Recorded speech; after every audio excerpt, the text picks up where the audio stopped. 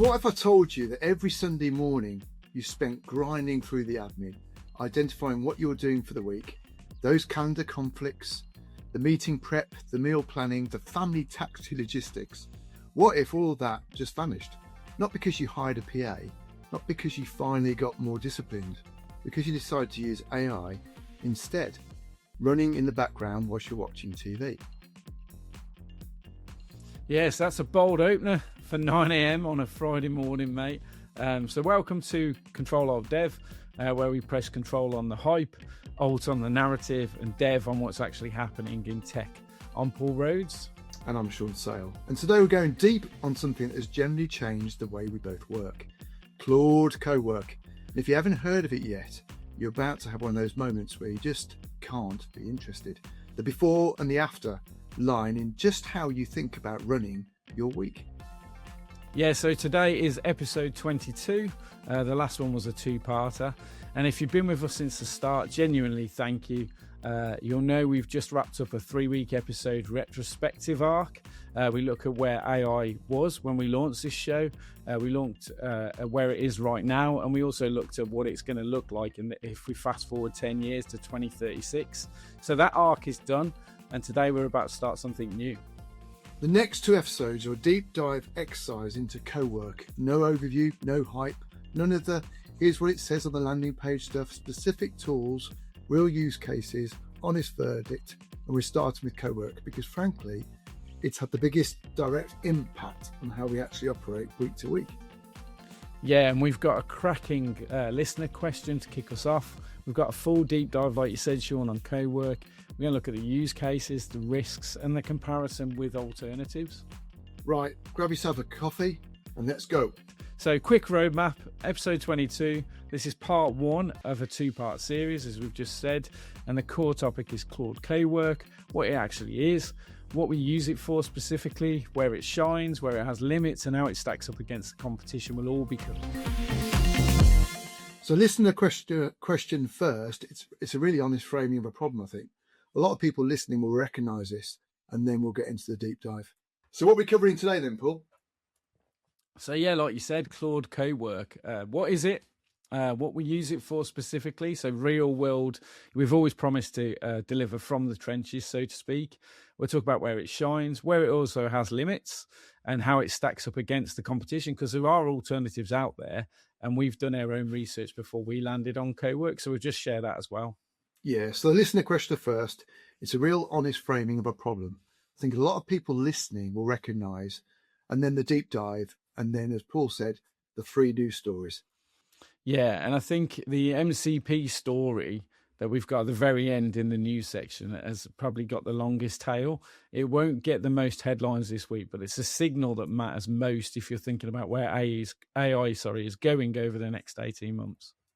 So how are you feeling going into this one, Paul? And more importantly, Paul, how has your week been? So yeah, genuinely, it's been a brilliant week. It's Easter break, 2 weeks off for the kids, although they're not exactly kids anymore. My wife's also a teacher, so she's off. So it's a lot of like juggling business and family, really. So, and it should have been chaos, but then I realised that Cowork is doing the job for me in the background. It's doing a lot of planning that we'll talk about. So, which is as good a segue into the topic as you could engineer. Yeah, love that keyword segue. Okay, so let's get on with the listener's question then, Paul. Yeah, so this week's question comes via LinkedIn. It comes from a founder running a professional services business. They've got roughly 12 people. Most people are client-facing, and it's project-based work. And they wrote, I'm drowning in admin. I've tried every task management system going. I've read the books. I've done the delegation frameworks. I've had the conversations about working on the business rather than in it. Don't know if that sounds familiar, Sean. But the bottleneck is always me, reviewing things, planning ahead, making sure nothing slips through the gaps. Is AI automation actually a realistic answer for someone like me? Or is it a solution designed for people who already have dedicated ops staff and 3 weeks to set it up? Right. And I want to sit with that question for a second because the framing is incredibly honest.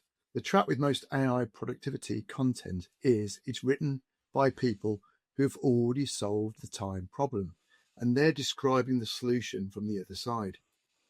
Yeah, exactly. And the how I got organized advice is always written by someone who's already organized. The person deep in chaos, deep in the weeds, doesn't have the time to read or implement a 12-step framework. Okay, so what's the honest answer? The honest answer is, and it is realistic, but the mental shift that makes it work is stop thinking of Cowork as another tool I have to actively open and use, and start thinking of it as a member of staff with a very specific written brief. Okay, so framing is everything. A tool you have to actively open every morning is obviously friction. I get that. It competes for your attention compared to a scheduled task that runs automatically and delivers output before you need it. That's leverage that compounds. Yeah, and the analogy is imagine you hire a brilliant PA, and on a Sunday afternoon, they sit down and you write them a detailed brief and say, here's my week. So here's my calendar. Here are my priorities. Here's where everything lies. And you say, do this every Sunday at 7 p.m. And then you receive the output Monday morning. No chasing, no remembering, no context transfer. And that's not hypothetical anymore. That's exactly what Cowork is. Yeah, and crucially, you don't need ops staff. You don't need to write any code. You need to just get clear on 2 or 3 administrative choke points in your week. You need to be able to articulate them in plain English as instructions and then let it run. And actually, the process of writing those instructions down itself is invaluable. Most founders have never documented what they do every Monday morning. The documentation exercise alone, it surfaces the things you can stop doing entirely. So you figure out very quickly what's habit versus what's actually necessary.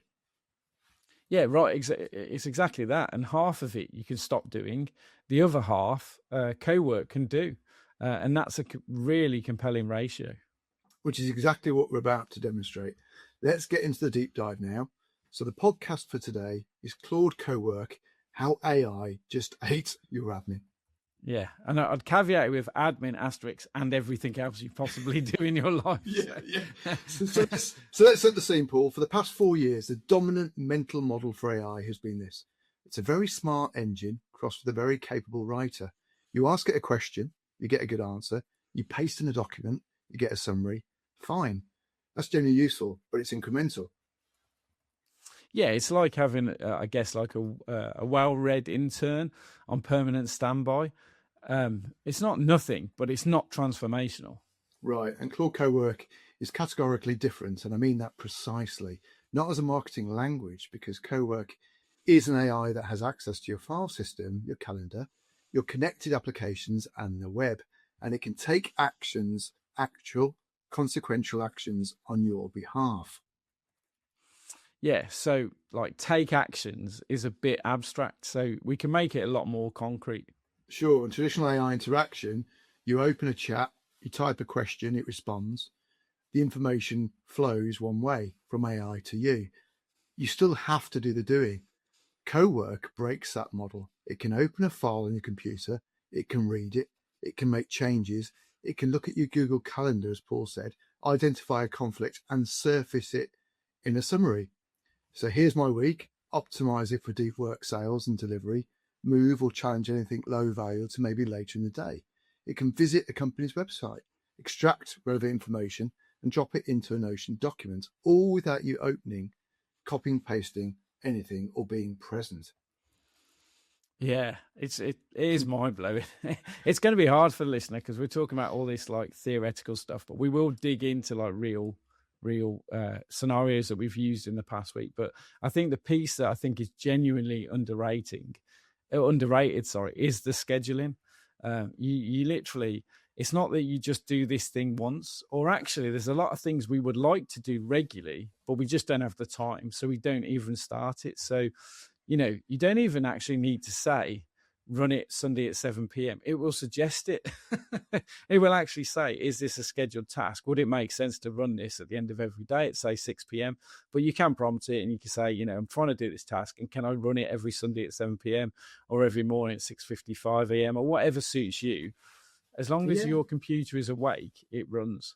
It might be something simple as what we're going to feed the kids this week. And you literally plan ahead or, with Cowork, say, what do you suggest we eat? It's got to be a healthy, balanced diet.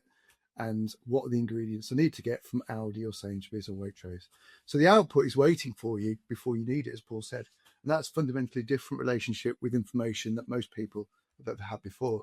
In my world, here's add list to our software. What is the development revenue cost this week versus a target? Where am I off track to generate the £50,000 we need per month? Yeah, spot on. And I think that mental model that you've just described is what we really want to push on listeners. So don't think of Cowork as a task to do. Think of it as the infrastructure that you configure once.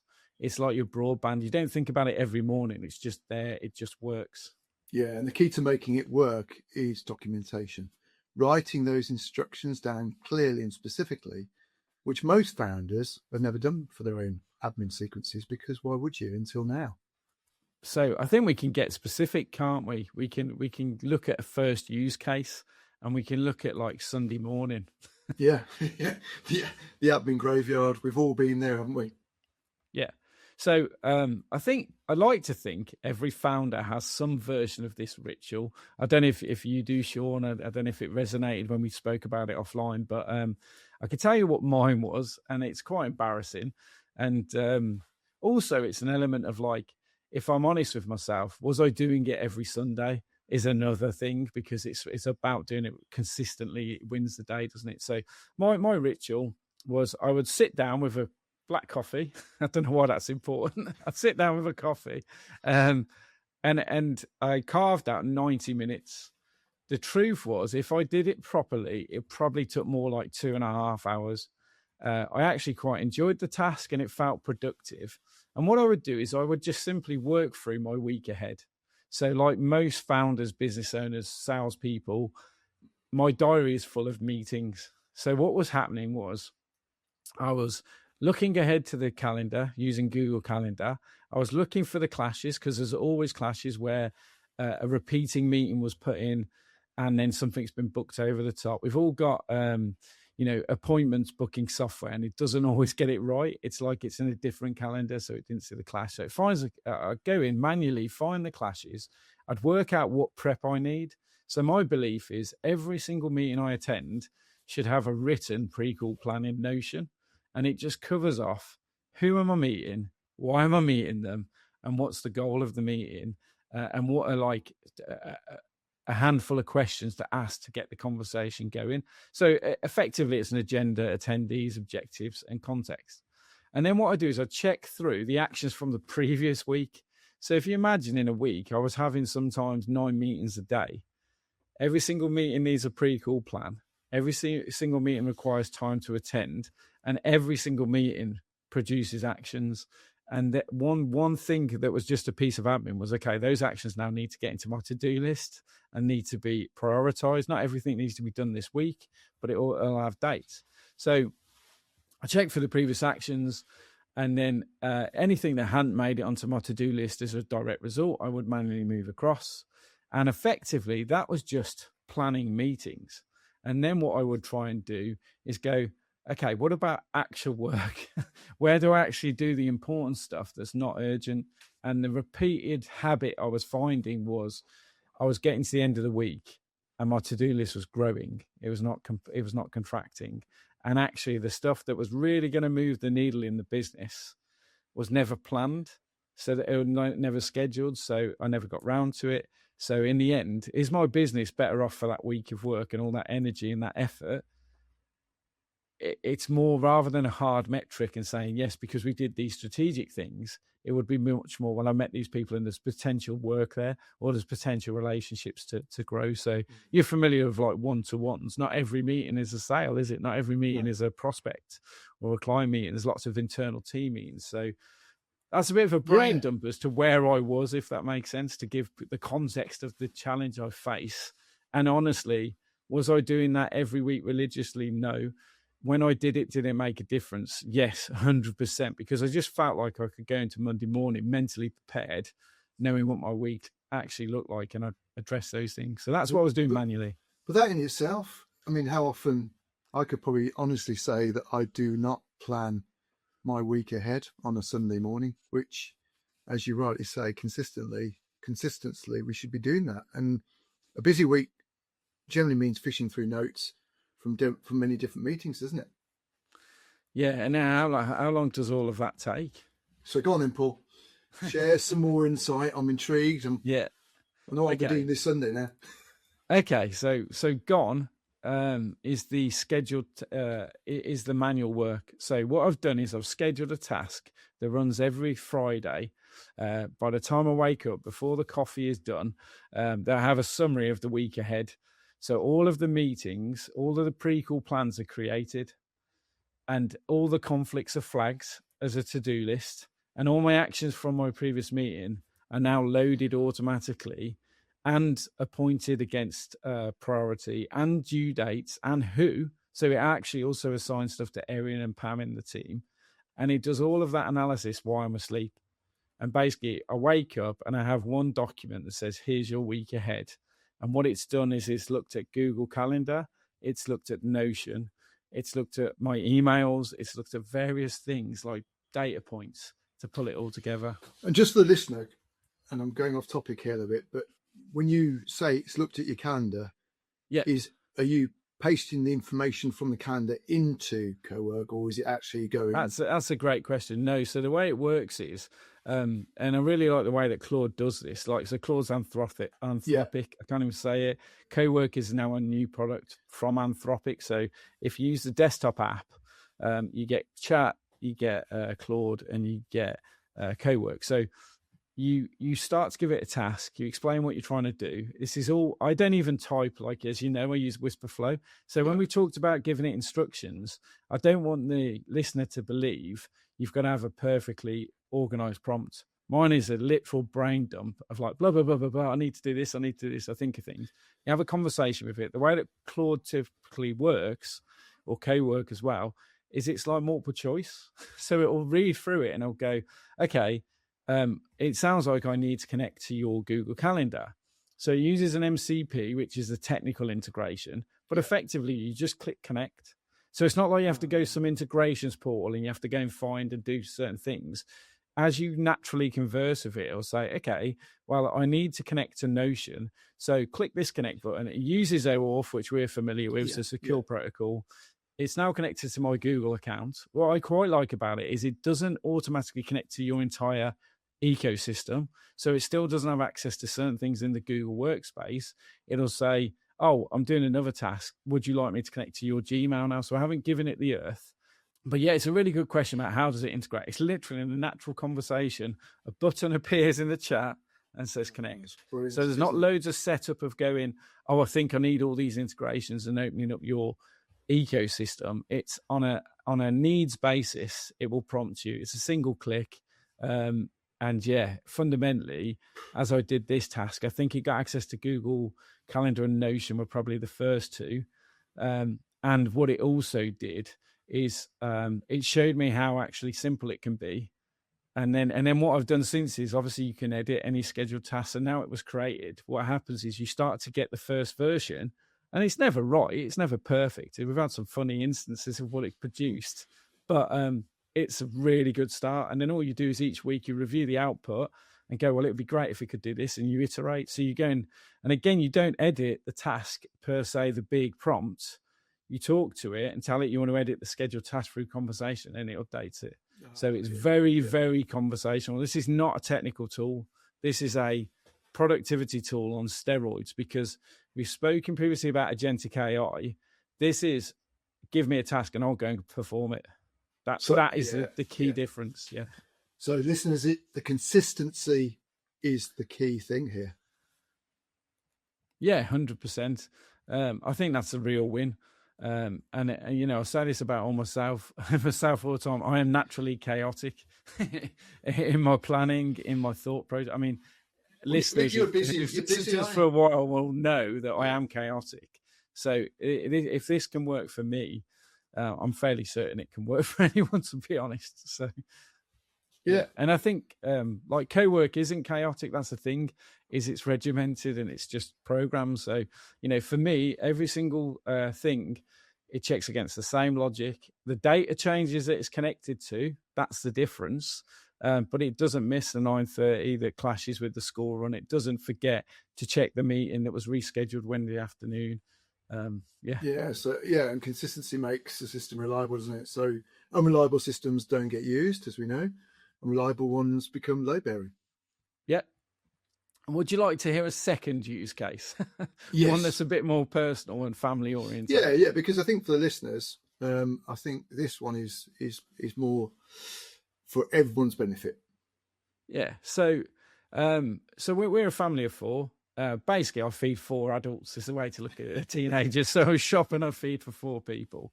And I told the team about this other day, and we had giggles over it. But I was like, this was a real world thing that I was doing every week. So my ritual is Saturdays my son plays football, my daughter works. Sunday mornings I would intend to plan the week, just as I described. Part of the next stage of my planning was, okay, I really, really like to cook. So what am I going to cook for the next week? And we have kids clubs, and we have football practice and ballet and tap and point. There's all sorts of stuff going on, even without my wife's social life. So basically, some meals need to be really quick. Some meals need to be, or I can take my time over them. And I really do like to take my time over cooking. So fundamentally, the trap was I need to plan next week's meals. And I have about, it's not a brag, I don't think it's a big number. I've worked out I have 14 recipe books. So what I would do is I would take one of these recipe books a week, sit down with the calendar on my phone. I would write out on a whiteboard what was happening in the week. Then I would flick through the recipe book to look for something that I liked. And I would basically, pick a recipe and put the page number. So it was just the evening meals. And then what I would do then manually is we use an app called Bring, which is like a shopping list app. You tick. Okay. It's really easy to add stuff and tick it off when you're in the supermarket. So with the success of Cowork, I sat there and thought, this can be automated. Like it's not something I enjoy. I enjoy the cooking. I don't enjoy the planning. So, and it sounds trivial compared to business operations, but, stay with me on this, because I think this one actually makes a broader case to me. So I've just described what happens with a busy family with their calendar and, building a shopping list. So this would take me about 45 minutes to an hour sometimes, and it would be every week.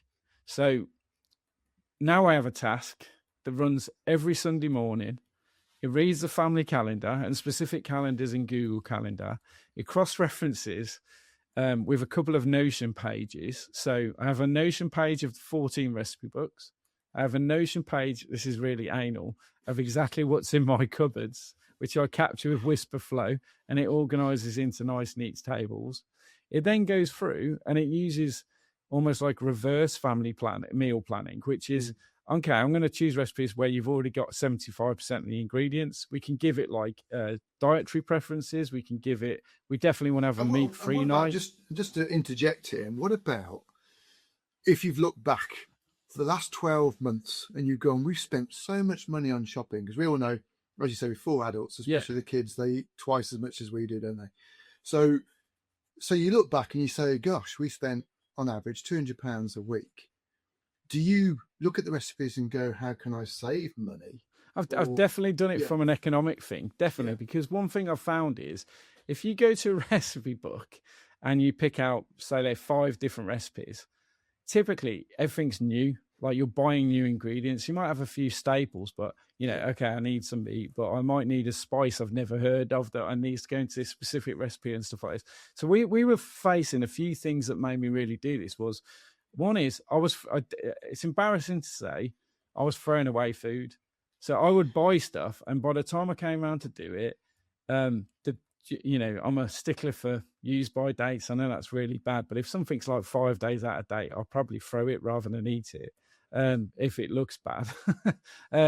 So there was food waste was number one. The second thing was, why are we going out and buying 5 different recipes from scratch economically? Why are we doing that?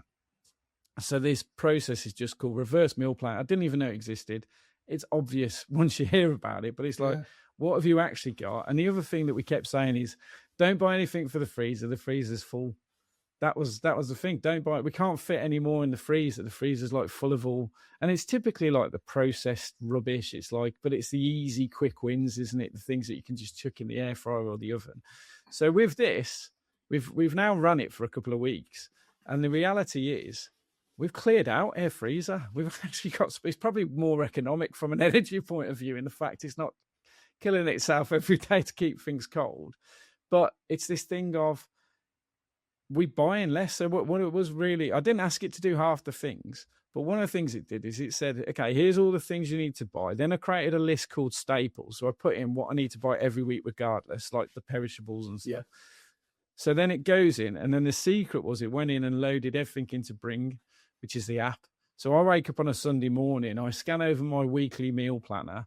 It tells me what I'm eating on Monday, Tuesday, Wednesday, Thursday, Friday, and I open up Bring, and it's got all the ingredients in there ready to just go and shop. So again, the doing I currently do is I then go around the supermarket and do the shop. Now, do I enjoy that? So there was a conversation at the team thing where, well, why isn't it just down it to like a delivery service, as in like, a Tesco or something? And I'm like, because I don't want to pay twice the amount. That's on me. But it is this thing, and the first one, I think you're exactly right. Because we're only shopping for our staples, and we're only shopping for the meals that we can already do 80% of the ingredients. I think £200 that you muted as a shopping bill for 4 adults is around about what we were spending. We went to the shops, and it came up with a budget in the plan of what it thought it would be, and it was £86 for a weekly shop. Now, I think, I'll be totally honest, I think it was just over north of 100. But I know we bought something that was £12.50 that was not in any of the lists. It's the classic middle aisle. I need a scuba suit or something. But if I took that out, I was like, oh my days, it's not actually that far. I was thinking, there's no way it's going to be 86 quid. There's no way. So we fed our family for the whole week. We've had really good meals and also variety, because I think one of the things is you get stuck in, don't you? If you have a Thursday night football, the go-to is a 15-minute thing that you eat every Thursday night. Yeah. But it's it's really interesting. But you saving £4,800 a year just because you're planning, you're being consistent. Yes, you might have some football evenings where you might have to do a shorter recipe than maybe one that takes 2 hours. But yeah, understandable. You planning ahead, which many of us don't do. You and I could probably take on that TV show next.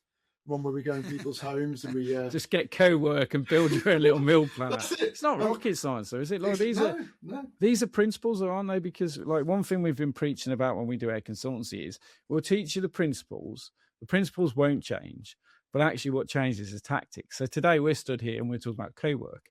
In 6 months, I might not be using Cowork at all, or I might have moved my meal plan into a different service or whatever. But fundamentally, the principle of if you plan your meals and you go and shop for those meals, pretty much that's all you need, plus some staples, you will save money. Like, so it was driven by an economic thing. I'm like, my daughter's going to university. We need to find extra income in the house. What's one thing you can do? And you look at your grocery bill and you go, do we need to be spending that amount of money every single month on groceries? And even worse, are we then consuming all the things we're actually spending? And the reality isn't. We're either storing it in the house and never using it, or worst case, and this is horrific to discuss, but we're throwing it away, and that's shocking to me. And it's not acceptable. No, and we use Gusto, and I think the reason why we use Gusto foods is because they generally sort of suggest how much ingredients you use, and you don't waste, but we still waste it because generally speaking, we don't plan like you mentioned on the Sunday. We're not sitting there going, actually, Freddie's at football on a Wednesday, so we probably can't get the chicken out the freezer. Therefore, then the freezer and then of course then the chicken goes off. So you're right. It's all about planning, and also my brother he's got a lad at university as well, and all he's saying is it's very, very expensive to pay every month for him. So I was going to ask you to do a task at the bottom of the notes for this podcast, if you could just write down that, because you mentioned Bring, and was it the app? Yeah, we Yeah, use yeah. Bring. Yeah. But just write up that workflow so that Yeah. because I think that's been one of the most important case studies we mentioned so far, because Yeah. we all have to shop. Exactly. I mean, it's one of those things. It's like trivial, and I feel stupid stood here talking about how I've used it for meal planning. But oh my god, 52 weeks of the year I have to do this, and sometimes a year I do even more. But I think what I realised was if it's 45 minutes every week minimum, that's 39 hours a year. That's basically an entire working week is spent meal planning. And what I do know for a fact, I know this for a fact.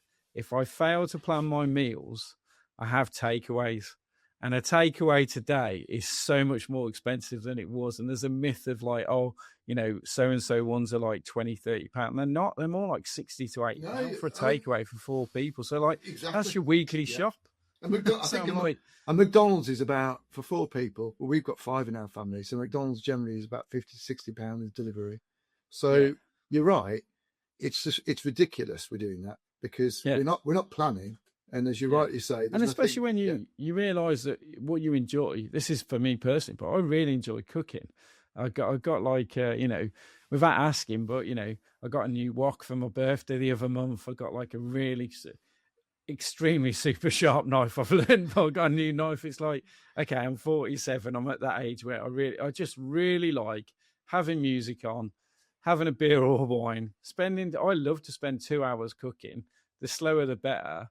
And then that's what I want to spend my time doing. So I want to spend my time cooking for my family and entertaining my friends and getting people round for a meal. I don't want to spend it planning. And so, and again, what's really good is it comes up and it came up the first time, and it came up with like a meal that I wasn't that fussed about. So do you know what I did? I just reran it.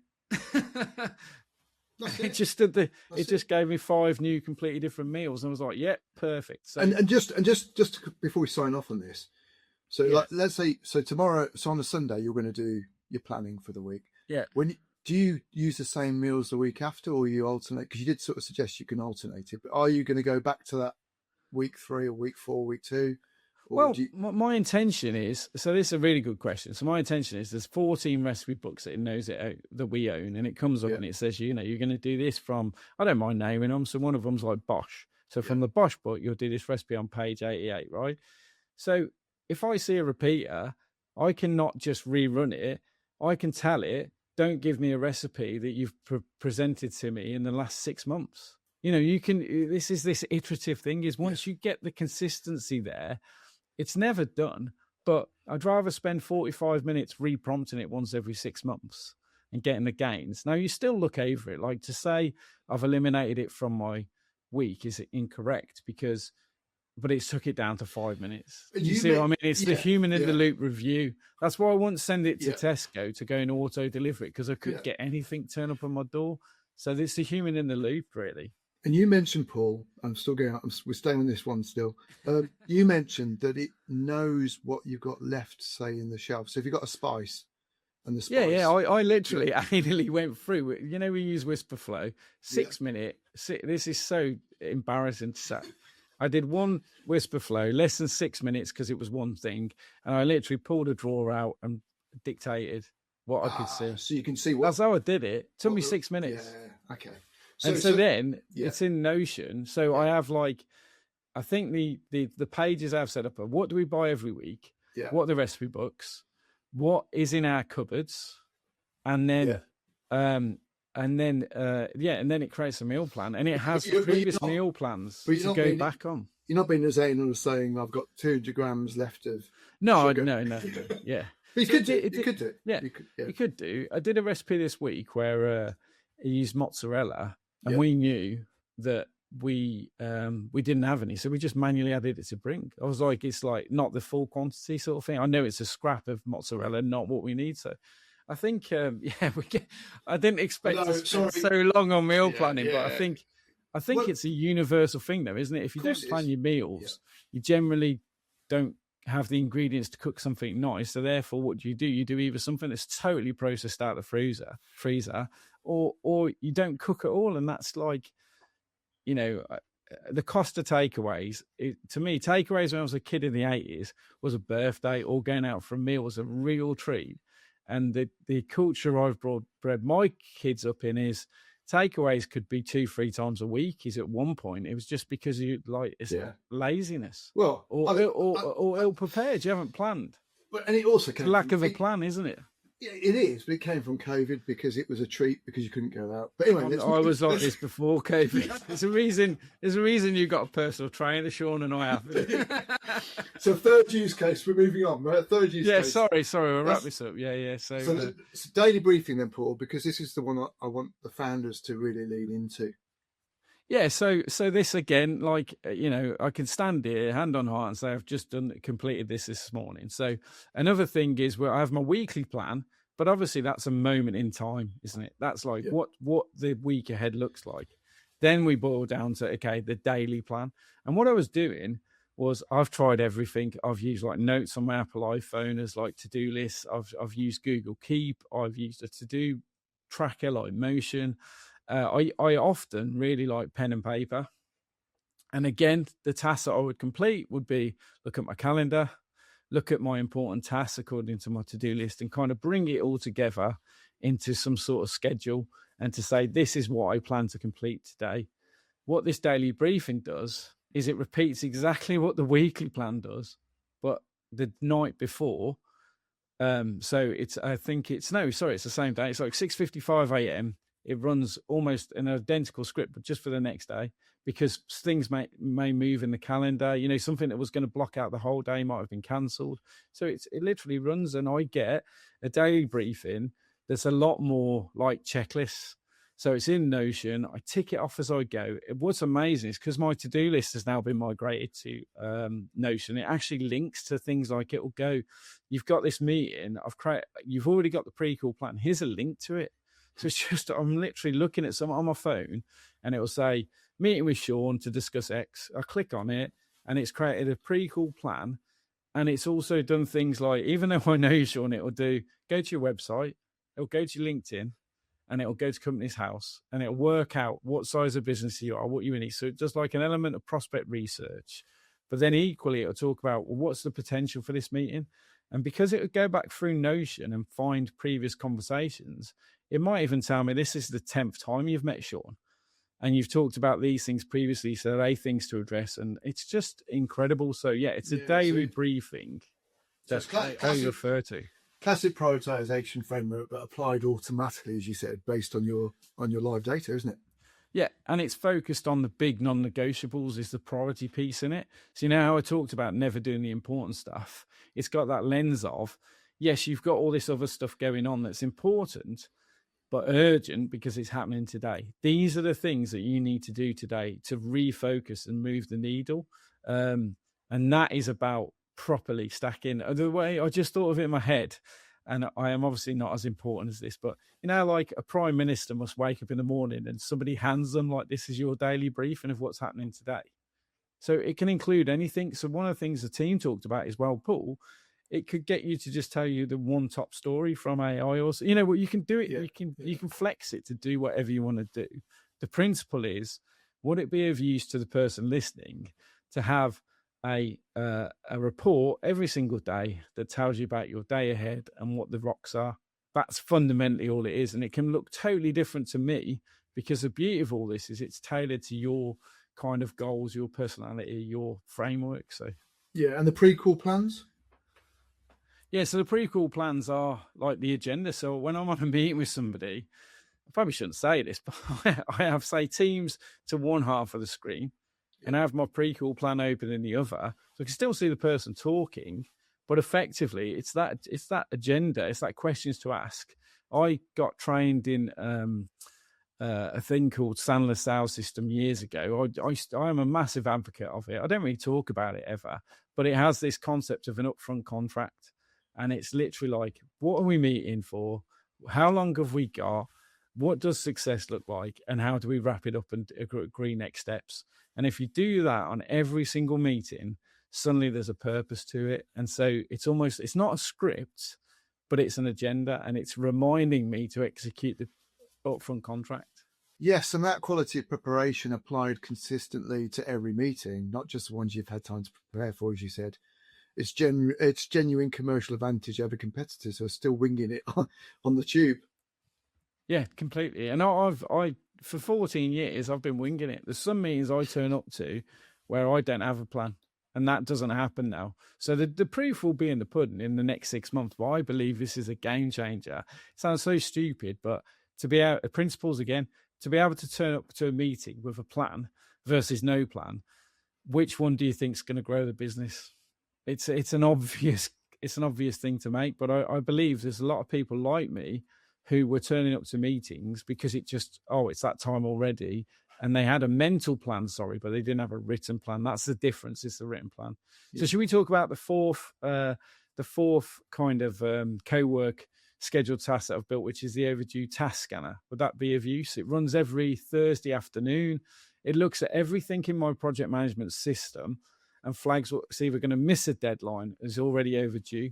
So it's not just a list of prioritized brief on what I need to do about each one. It's this is overdue, this is who it affects, and here's what needs to happen to rescue it. Because the problem with every task app ever built is they surface everything equally. Reply to Dave. So it's visually identical to submit VAT return by Friday. Same font, same weight, same colour. Yeah, and the overdue scanner has context. It knows the states, it knows the dependencies. It's like an action brief, not a list, not like a brain dump or a list dump, really. And then plan Friday. Yeah, so the final one we'll talk about is just every Friday at 4 p.m. Cowork does a weekly audit. So this is what has been planned versus what's actually been completed. And I think one of the things that we don't do as business owners is actually look back at what we have achieved. So, and I'll be honest here, some weeks that's genuinely humbling to actually see, yeah, your to-do list has still got 1,000 items, but here's what you did this week. And that reflection is huge. It doesn't flatter you then. It absolutely doesn't. Yeah. It says 17 things were planned this week, 12 were completed. There's 5 outstanding. 3 of those 5 have been outstanding for over 2 weeks. Here's what's a risk. It is uncomfortable data, and it's exactly the kind of uncomfortable data you need to improve. Yeah. So, yeah. Because the alternative, you're right. It's not plain sailing. Well, the alternative is every Friday ending with a vague sense of it's a busy week without actually knowing whether the important things have moved forward, isn't it?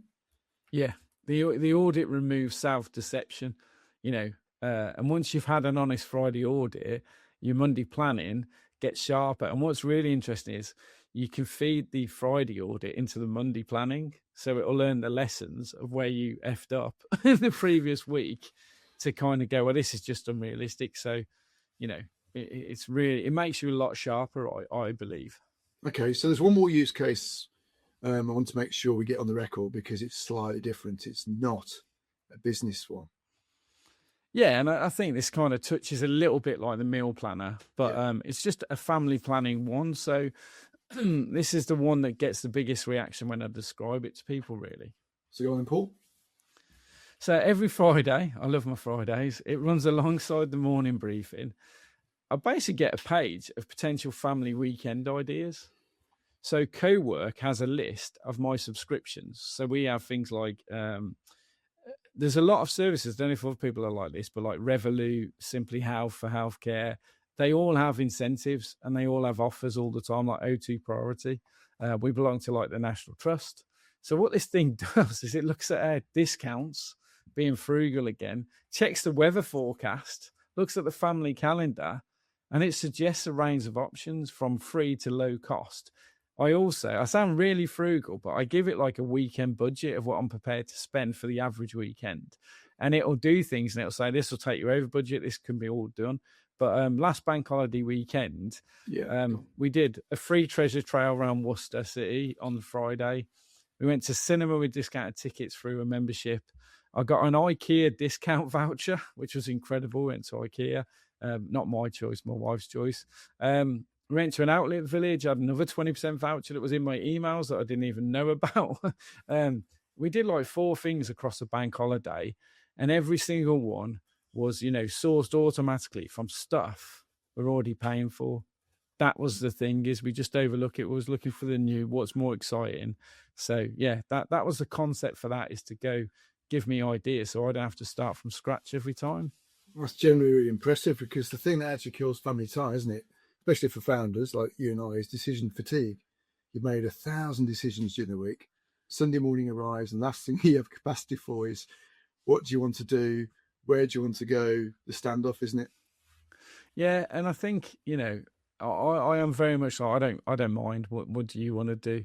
And an hour later, we're still not out the house, or we haven't got a purpose. Yeah, but whereas now that friction is gone, the options are there. You just pick, don't you? Yeah, and again, because it's conversational, the options are genuinely, they are good. But what they do is they spark other ideas. So I'll read it and it'll just go, oh, that's nice, but I don't want to go there. Actually, I thought of this. So, but because it's specific, it gives you specific then ideas as well. So I'm not letting AI run my life and saying, Paul, you have to go here. But it's like, I think decision fatigue is a really good way of looking at it. But it also means that, one of our constant things is we don't use our National Trust membership as much as we should. But every time we've used it, we've had a great day. Do you know what I mean? You don't even have to go in the houses and stuff, the gardens and stuff when the weather's nice. So it also, one thing I haven't touched on yet is it takes into account travel time, knowing where we live, and it also knows like the average duration. So it will then diarise it. So last weekend, it was all in the diary. So all we had to focus on as a family was leave by 11 a.m. That was it. It's just effortless. Yeah, so it's not replacing the family experience. It's removing the logistical overhead that gets in the way of the experience. Exactly that. Yeah, exactly that. Yeah. And it's the right frame for co-work broadly, really. It's not about replacing your judgment. Like I said, you can ignore it. It's not about replacing your relationships or your creativity. It's about clearing the friction so things can actually happen.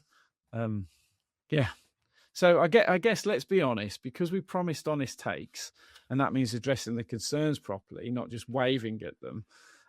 We should talk about risks. Yeah, go on then. Okay, go on then. So the first risk is security and data governance, isn't it? As always, you're giving an AI model access to your calendar, potentially your file system, potentially your email. Before you do that, you actually need to understand what you're agreeing to, who holds the data, how is it processed, what are the privacy terms and the data retention policies. So I'm not saying the answer is bad. I think Anthropic is very serious about this, but you need to read and understand it before you hand over the keys. Yeah, especially if you're handling client data or financially sensitive information or anything that sits under a confidentiality obligation. The question isn't, is AI trustworthy in general? The question is this specific configuration compliant with my specific professional obligations? Yeah, and the second risk is trust without verification. The whole appeal of automation is it just runs without you watching it, but you cannot just set it up and disappear, especially at the start. I spent the first 2 weeks checking everything Cowork produced before I fully trusted it. So it's almost like a confidence barometer, isn't it? It's got to kind of increase as you go. So not because I expected it to be wrong, but because I knew that I needed to like iterate and calibrate it. Is the logic right? Is it doing what I actually meant? Is there anything I missed in the instructions? Yeah, same approach you'd take with any team member, I suppose. You don't hand them a project and vanish for a month. You check in, you review your outputs, you build trust over time through verification. Yeah. And the other thing is the third risk, I guess, is automating the wrong things. So not everything, despite what I've said, should be automated. Some of the things that look like admin are actually relationship moments. A personal message to a long-standing client who's going through a difficult time should not be automated to sound like you. Be thoughtful, come from you. But I think AI is a multiplier of being human now. Yeah. Like we've talked about it being a productivity multiplier. I think it's a humanity multiplier, because if we take away all the faff, you've got more time to visit parents. You've got more time to spend it with friends and family. And cook. Exactly. The filtered offer is this task information processing, or is it human connection? Information processing, automate it, of course. Human connection, as you say, stay present. Yeah. And the fourth risk, and this is the one that snuck up on me, is dependency. So a few weeks back, the daily briefing didn't run. I'd actually set the schedule to a different time zone, and I genuinely felt disorientated. I didn't know where to start. Obviously, I can go back and run it, but it's this thing of, if it becomes a crutch, you kind of need to make sure that it does run every day, and that if you trip up, how to restore it. And which at one level means it's generally embedded in how you work, but on another level, yeah, you need to keep some manual instincts alive. You need to know how to think through your own week without the briefing, not as an everyday practice, but as a resilience capability. Don't let your entire operating rhythm depend on a single automated system failing silently. Yeah, so in terms of Cowork and an intro to Cowork, we've gone through, Sean, the opportunities, like some real world use cases that we're doing. We've also talked about the risks and trying to educate people. One thing that myself and Sean would love to talk to you about is a comparison. We'd like to talk about the alternatives on the market and give you like the full visibility of what you can do. It's not going to be exhaustive, but in order to do that, we need more time. We're very conscious, and Pete's really helped us with this, of not recording too long an episode. So we're going to do a part 2 on this. In part 2, we're going to talk about the comparison, and we'll do the deep dive into the news because it's directly related to Cowork and agentic AI. So we're going to wrap up today's episode and say a huge thank you from me. And it's a huge thank you from me. Sounds like 2 Ronnies, doesn't it? It does. For listening to CTRL-ALT-DEV, please like and subscribe. You can pick us up on Apple, Spotify and YouTube, and we'll be back for part 2 of Claude Cowork, where we're going to cover the comparison and the news.